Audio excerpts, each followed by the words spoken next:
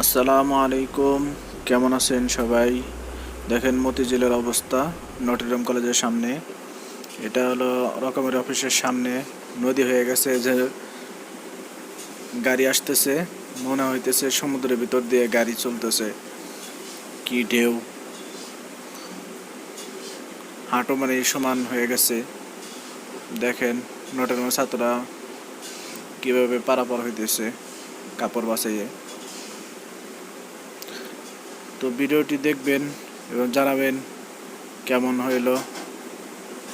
ভিডিওটি বেশি বেশি শেয়ার করবেন, যে কীরকম জরির ভিতরে কীরকম হইলো পানি ঢাকার ভিতরে, সবাইকে দেখার সুযোগ করে দিবেন, শেয়ার করবেন। তো দেখেন এটা হলো আমাদের অফিসের সামনের অবস্থা। নটরডেম কলেজের ছাত্ররা সবাই দাঁড়িয়ে রয়েছে রাস্তার মাঝখান দিয়ে, যে মানুষ পারাপার হইতেছে কি অবস্থা অফিসে যাওয়ার জন্য।